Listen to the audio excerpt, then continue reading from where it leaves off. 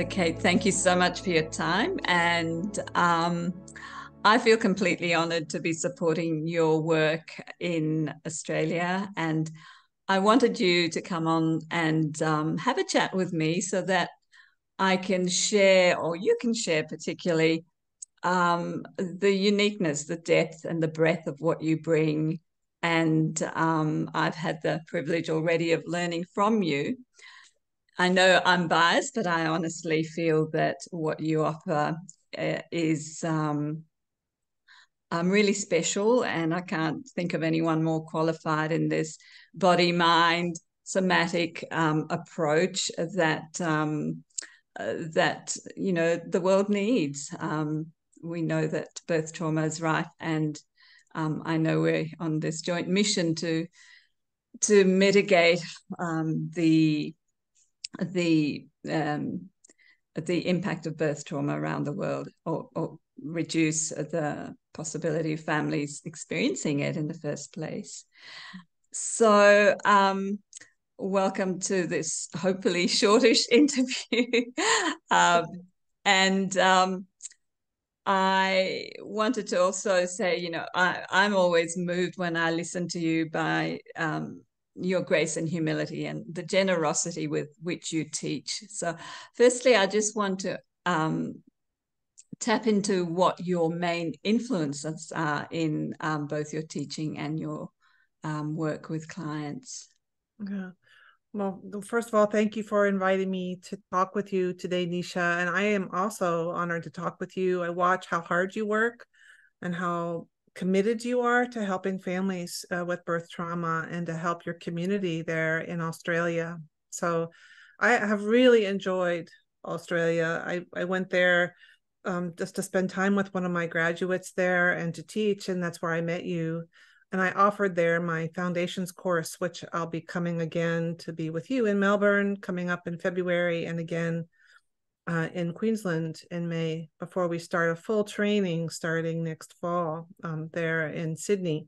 Mm-hmm. But I would say that my approach is the accumulation. It's the accumulation of all the years that I've studied.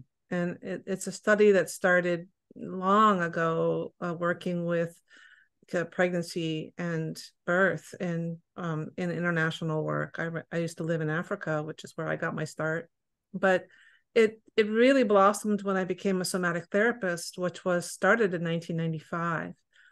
And then I became a craniosacral practitioner, which is an energy bodywork form, and just from there fell into understanding the earliest experiences, working as we come into form, and started studying pre and perinatal psychology then. That was in 1999, and developed all along. I studied with all the master teachers. So, I mean, it's been a long journey. I mean, now we are 24 years later here, and the influences migrated. I mean, they started with cathartic models of care, starting with, the old models, the understanding early experiences in the body through, condensed experiences of Stan Grof and, just early pioneers in pre-perinatal psychology. William Emerson, now there's Carlton Terry, who's returned and is teaching a lot. But I feel like that's a very old model, old school, that can still work for people.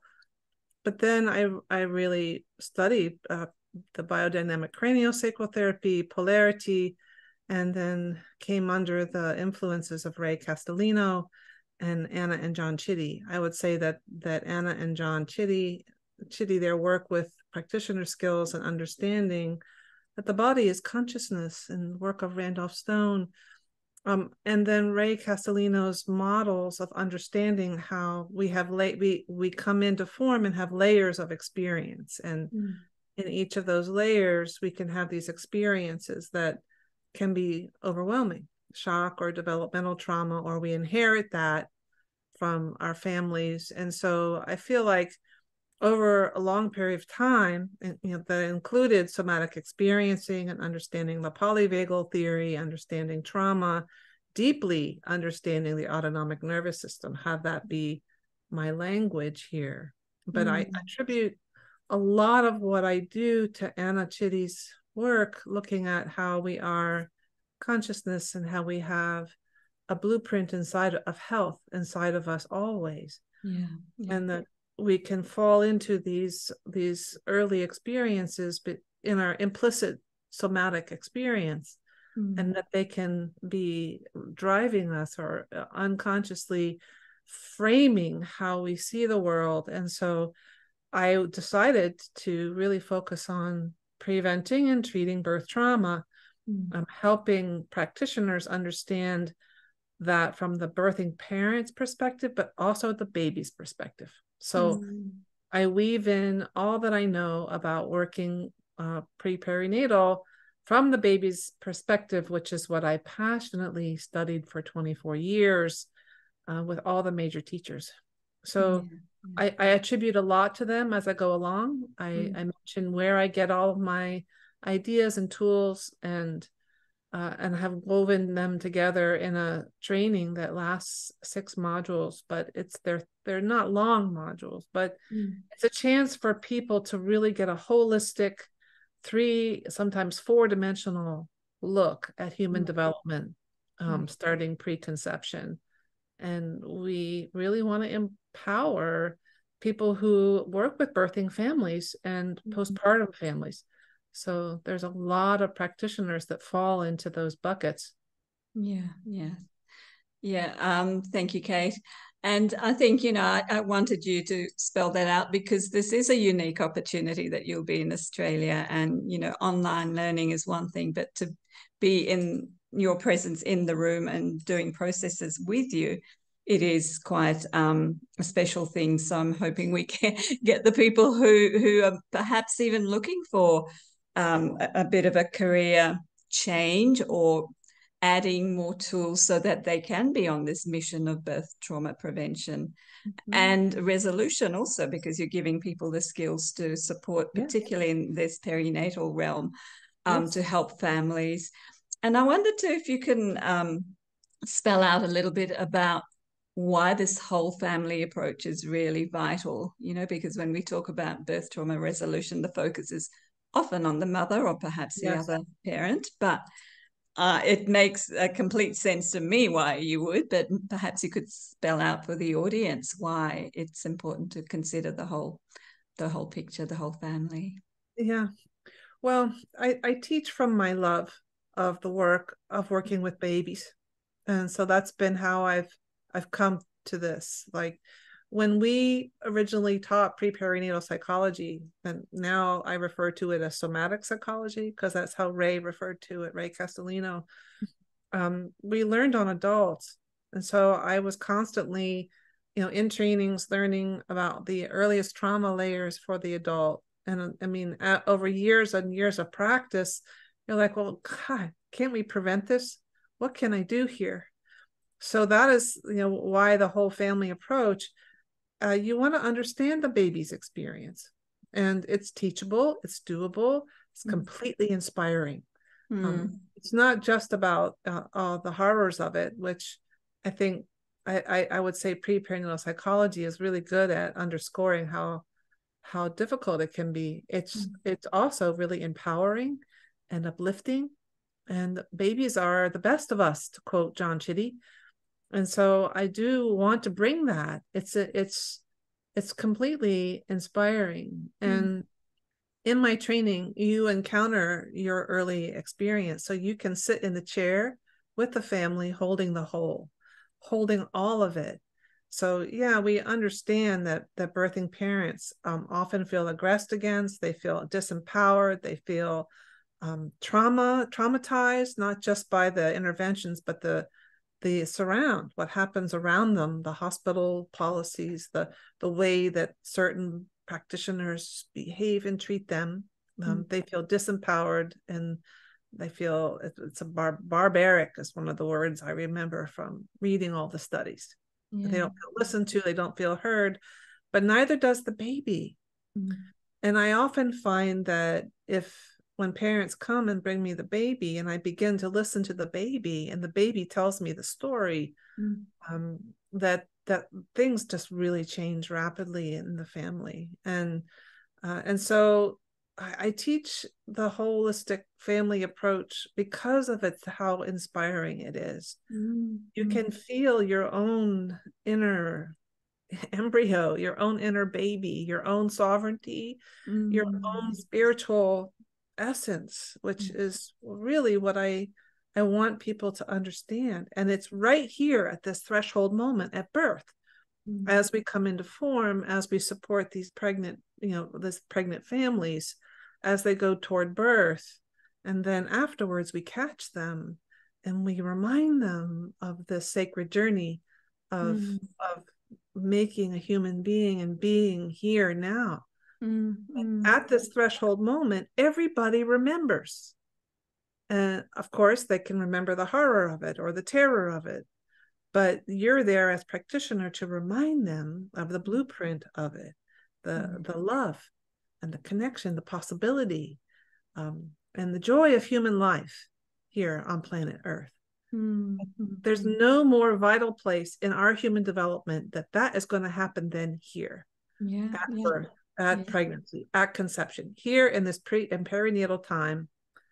And if you are a practitioner sitting in the chair, you want to understand yourself as well. So I teach tracking yourself, tracking the family, tracking the baby, and you're tracking the space around. So, and you're understanding that you're holding a physical, psychological, somatic, biological, and spiritual model of care. That's big. Yes. And I guess I would add that, those early imprints are where we can make the biggest difference. So if the baby gets it right, the family gets it right from the outset, then all this developmental, lifelong trauma that I work with my clients will not be an issue, or less so, at least. Exactly. And also the family is in the same soup. So if we're just dealing with one person and ignoring the whole, I mean, they're kind of setting each other off in that space. So my take on it is, if the mother is impacted through birth, then the baby will be, and the partner will be, and it kind of just goes around in that spiral. Right. Yeah. Well, we teach parents that the baby is a hitchhiker on their system. Yeah. But the baby also, like, we had a family once many years ago with my midwife partner and I. Like, she came in, she was a farmer, and she was having trouble with her baby. And she looked at us and she said, my baby caretakes me. And so, it's true. If you just work with the one part, then what about all these other parts? So you want to bring them into relationship together. And I teach how to attend to that relationship as an entity, as a live thing. And your job is to attend to that and not to stick yourself in there like you're the knowing expert. If you can somehow attend to it like you attend to a beautiful fire, you put a little log in and you let it burn, you put a little more. I mean, you are attending to the whole. And also, I've been an advocate for practitioners who are birthing practitioners to also get their care. And we need to attend also to the services. They're the ones that are damaging our families. And so we need to work with that as well. And so there's a lot of work to do. Yes, I get that. Kate, what sort of practitioners do you mostly attract to these trainings, and what can they hope to, how can they hope to pitch their work once they're fully trained, with the 6 modules? That's a good question. I'm glad you asked that. Well, the people that I attract, I'll tell you who comes and who I want to come. Now, mostly who I see come are often these energy body workers that really get the paradigm itself. They get that we are energy bodies and that we develop our bodies in relationship with that early sort of imprint, that early blueprint space. And so I get body workers, I get craniosacral therapists, but I also attract birth workers. I attract doulas. I would love to have more midwives who are tired and want to stop being on call, and they know so much about birth, because a big part of my work is training people what actually happens at births. And that that practitioners need to know. They need to sit in this chair with families and name it. Like, that was a difficult pattern that you were in. Because mostly families will come in spinning around thinking they did something wrong. Your job is to help them sort that out. So people who know a lot about birth, it would be wonderful for them to come, because I teach the trauma resolution skills. There's a lot of trauma resolution, somatic trauma resolution skills that we practice. You practice understanding shifting states, understanding the impacts of overwhelming experiences, especially early somatic imprints. And so I teach a lot of that. And that being said, a lot of somatic trauma resolution therapists come to learn as well, because they need to learn what happens at births. So I have a real mix of practitioners in the room, and they learn from each other. And it would be great if I could have an army of people learning all this. There could be one in every little city, because I do get people that travel far to see me, and that is a travesty. And we need a whole lot more people out here who understand all of this. So it's a lot of work. And the one thing you'll hear me say over and over again is that I get asked, what are you going to do about the whole system? The whole system has to change. And I think a lot of us are in agreement about that. But I tried when I first started, and it felt I just didn't fit into that system, the hospital systems. So I say, and you'll hear me say this over and over, we're the little house next to the hospital with the smoke coming out the chimney and the sign out front saying healing happens here. Families come into that little house and get prepared. They have their births in the hospital, if that most of our births do happen there in our country and in Australia. But then they come back out through that little house. In this house is a fire, and you are the fire. You are the passion, and you are the person sitting there who understands all of this and can attend to it. You can attend to the health of that family. You can make a big difference with just one session. We've seen it. After birth, you can write that family, and so they don't have to limp along and carry the burden of something challenging. And that early intervention too, I think, is so key, isn't it? And for people to get that, have the confidence to just embrace a family and do what it takes and fit in without a script, but just trusting that, that there are things they can do, there are ways of being present to just start that healing process. So our job is it's restoration. We're on a search and restore mission, is what I tell my students. You're restoring that family to themselves. And it doesn't take a lot.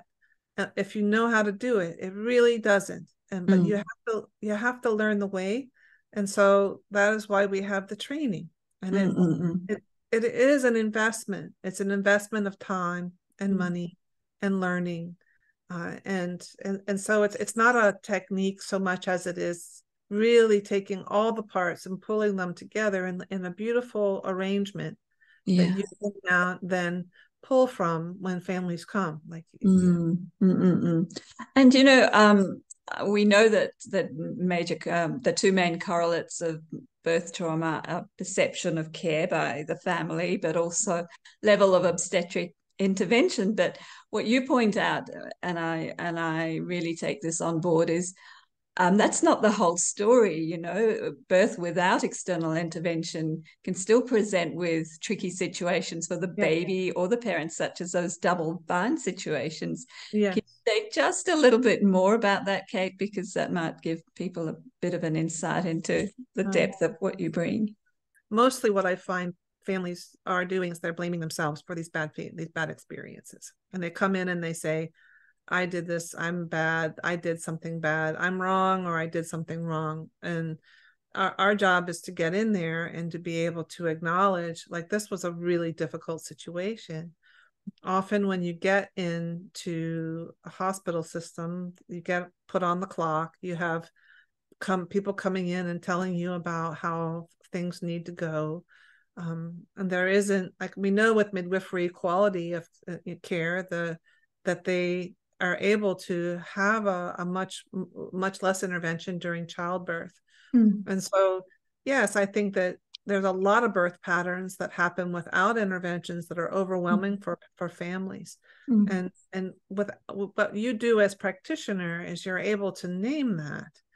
And when you are able to recognize and name what happened and affirm that this was challenging with wisdom, with really knowing inside yourself, the family across from you really settles. They're like, oh, that's what it was. Yes. Yes. Yeah. Yeah. And then from there you can work to find, okay, what's haunting you? What's the challenge here? How can we mitigate some of what happened?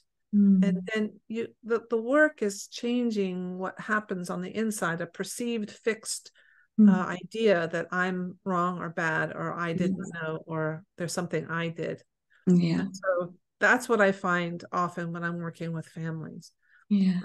And some families do need to find their power. They need to find their anger and find that place where they wanted to have an expression. And you create the conditions for that expression. They don't necessarily need to go back to the hospital and express that. But I say today, I'm going to make repair for that. Today, I'm the one doing that. Yes. And it Yes. does help that family. It does. I don't know if I adequately talked about the bind. There's a lot of, the bind is usually when there's two impossible situations that come together, and they come together quite frequently during birth. And often families are not given a choice. They feel like they are powered over, and that's what creates the trauma. So we slow the process way down and help that family find a way to feel like they have choice, and that they also feel heard. They feel heard and seen and understood.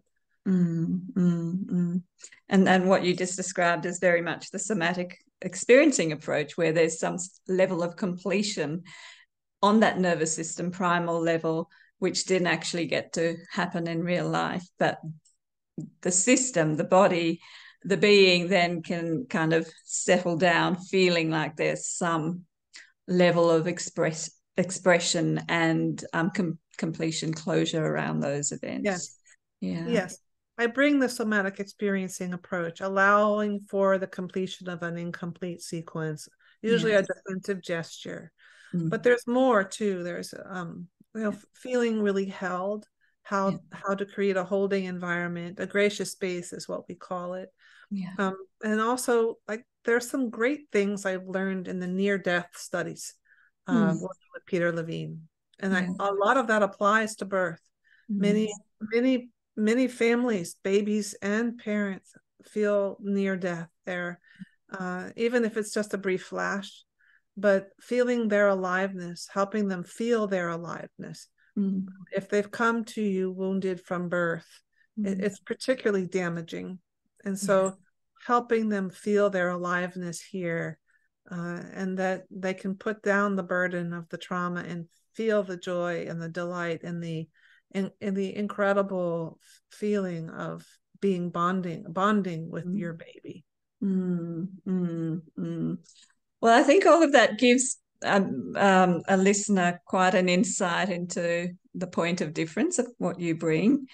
And I'm going to trust that this lands on the people that need to hear it and are ready to come along for the journey, because it is a really rich, it's a rich self-exploration to start with, and then, holding space for families and babies. And I can't wait to have you back and continue the journey with you.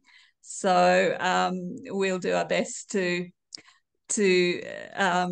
attract those people that are really ready and wanting. Well, Australia seems to be particularly I see a huge wave of consciousness happening there. And I'm so appreciative of those leaders that are doing that, Hannah Dahlen and others that are really bringing this consciousness to, we need to do this. We need to change how we're doing this. So yes, I think the time is right, and it's very important. if people want to learn, I have a method, and I have a space. Yeah. So please do come. Yeah. Thanks so much, Kate. Yeah. Okay. Thank you.